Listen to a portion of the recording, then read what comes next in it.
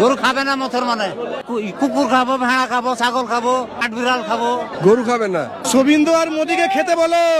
সে হাত ধরুক পা ধরুক মুসলমানদের তবে খাবে।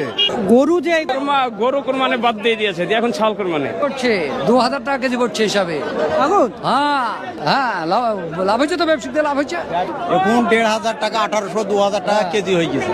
গরু বিক্রি নাই না, কোনো দামে বিক্রি নাই, নেবে না, বন্ধ করে দিয়েছে। আমাদের অধিকার চলছে না, নিচেই না, কেউ খাচ্ছেই না, একদম নেবো না।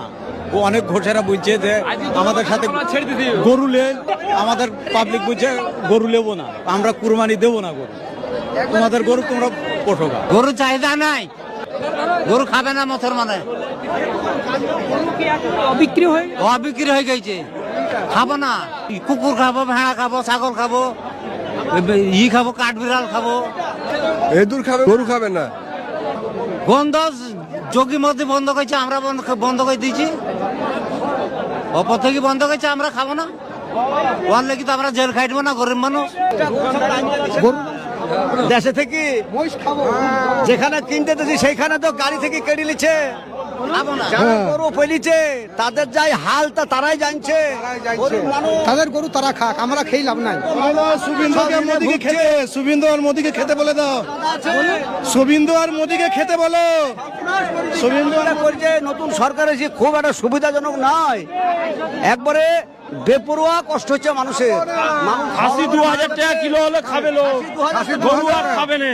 গরু খাবো না, খাসি 2000 টাকা কিলো হলে খাবে লোক, আর গরু খাবে না। গরু খাবো না, গরু খাবে না। গরু খা আমরাও ছেড়ে দিলাম, গরু খা ছেড়ে দিলাম, আর হবে না। হ্যাঁ, গরু খাবো না। গরু একদম পুরোপুরি হাত ধরবে পা ধরবে তখন খাবে না, খাবে। বলুন। সে হাত ধরুক পা ধরুক মুসলমানদের তবে খাবে না।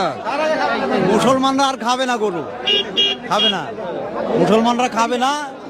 খেতে বারণ করেছে সরকার, রাজ্য সরকার বারণ করেছে, এখন খাবে না, একবারে টোটাল বন্ধ। কুরবানি ঘোষেরাও অনেক বলছে আমাদের গরু নেন, বলছে আমরা কুরবানি দেবো না।